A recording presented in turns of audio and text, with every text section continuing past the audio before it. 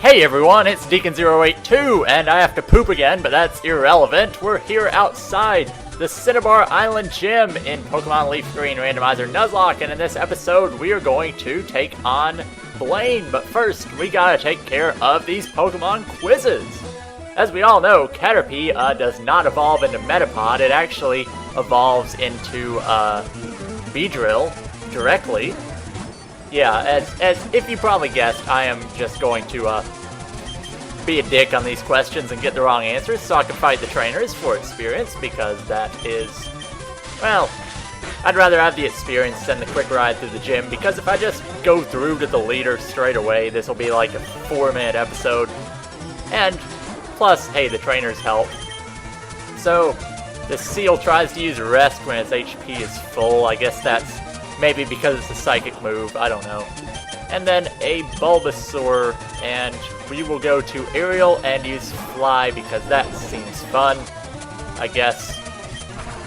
Yeah, so it is Friday, May 3rd, 2013, and we're coming up on my 1-year anniversary of Let's Playing. My first Let's Play occurred, well, it was Mario & Luigi Superstar Saga. I think it started on May 7th, so we are getting really close to that.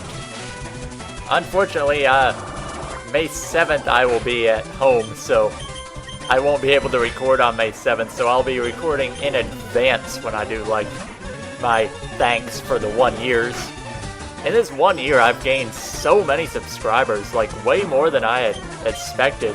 Even though, I mean, not many people watch my videos, and, well, I still have fun making them, but I'm not anywhere near popular. It's still really fun to do, and I've enjoyed this whole experience.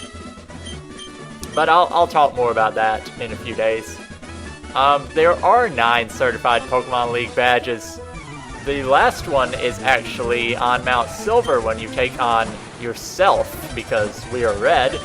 We actually get the final badge. Which makes no sense, because that would mean we already have the badge in the first place. Time travel's one hell of a drug. We don't have much to deal with fighting types.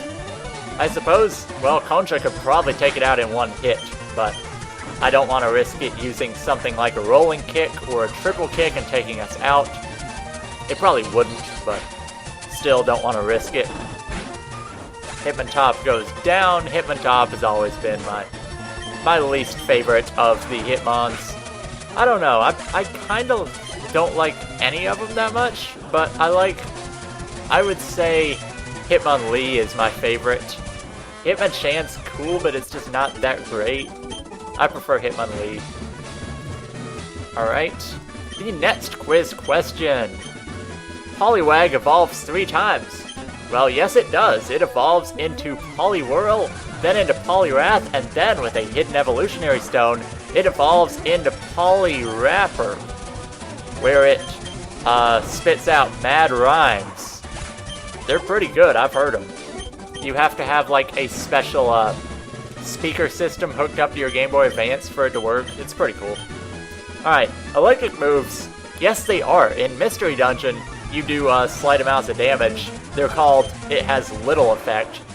Also, Pokemon like Shedinja have more than 1 HP, but moves that aren't super effective won't kill it. They'll do like 2 damage, and Shedinja will have like 10 HP. Pretty interesting fact. It makes it possible to actually use a Shedinja. Of course, you can still get poisoned and all that stuff and take weather damage, so it sucks. Alright. Pokemon of the same kind and level are not identical. Well, why wouldn't they be? I mean, if I have a level 20 Poliwag, and I have another level 20 Poliwag, I mean, the only way that I would ever have 2 level 20 Poliwags is if I cloned one of them, so that would mean they're identical.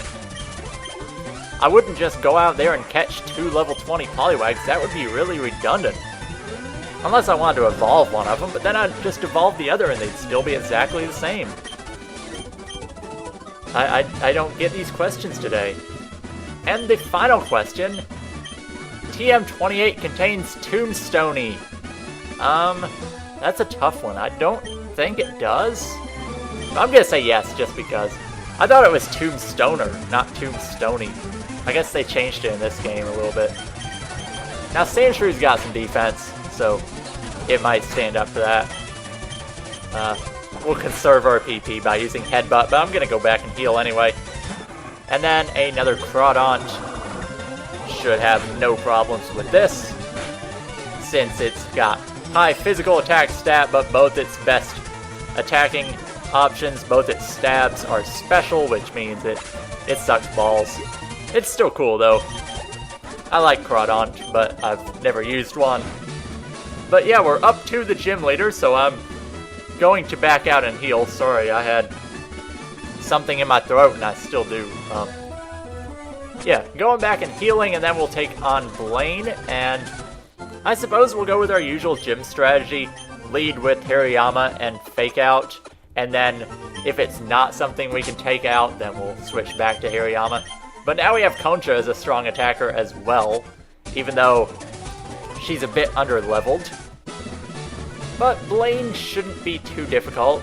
This gym has gone by really fast. This will end up being like maybe the shortest episode so far, depending on what happens immediately after this.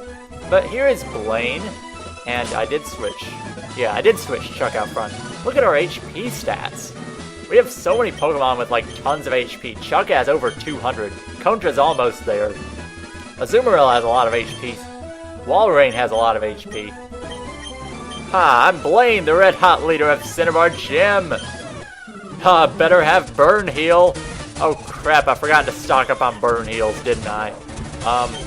Do I have Burn? Yeah, I got 5 of them. We'll use one right now on, Ricardo. Okay, and now we have to deal with a Delcatty, so we can use Fake Out and Arm Thrust to take it out.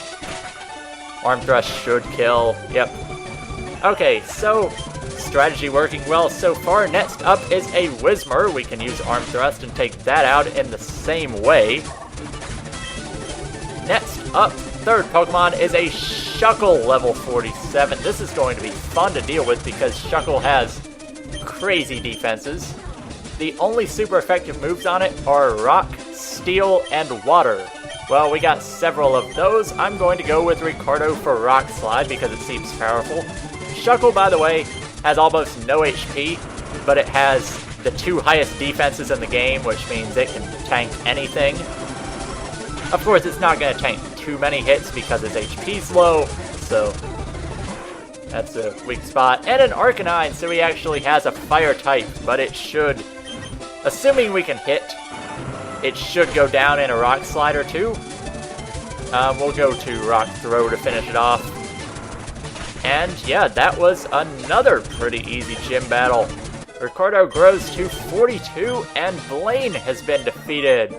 We get the Volcano Badge, and from here on out, the game is going to be new to me. Ha! The Volcano Badge heightens the special stats of your Pokemon.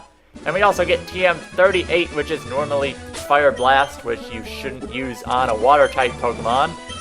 Let's check out TM38. TM38, Ice Beam! So that is great. I was just talking about getting a better ice move for Darlene at some point. Well, this is perfect. I will hold off just a little bit before I teach it, though. But, man, Ice Beam instead of Fire Blast. Ice Beam, one of the best TMs there is. Of course, it won't be so great in this because there's just so few Dragon types. So who is this? Is this Bill? I think it is. Hey, if it isn't Deacon, it's Bill. Long time no see.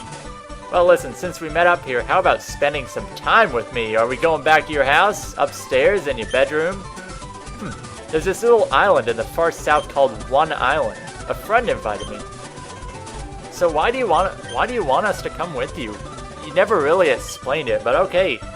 We'll go off to One Island, and his boat is right here, so we're instantly on the boat over to One Island.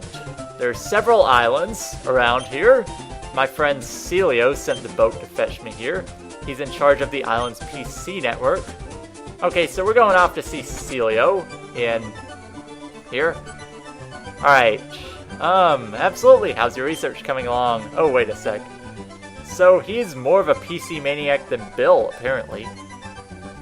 And that's This guy's not a battler, but we want to know how his machine's running. The PCs on the island can't link with the ones on the mainland. So we have to go over to 2 Island in the game corner and deliver a meteorite. And we get a tri-pass that lets us actually go on the boats between the islands. And we get another page for our town map. You know, I haven't looked at the town map yet, but now we can look at the Sevi Islands. So this is 1 island. We got Treasure Beach down here. Kindle Road going up to Mount Ember. Over here on 2 Island, we have Cape Brink. And then we have 3 Island with 3 Isle Port, Bond Bridge, Berry Forest, all kinds of stuff. I have never explored the Sevi Islands, so this is going to be interesting for me. We can't actually use the PC, but we can go back to the mainland if we need to deposit or withdraw anything. We can go back to Cinnabar at any time, I believe. Let's see. There's an enormous volcano here, but we have to go over to 2 Island.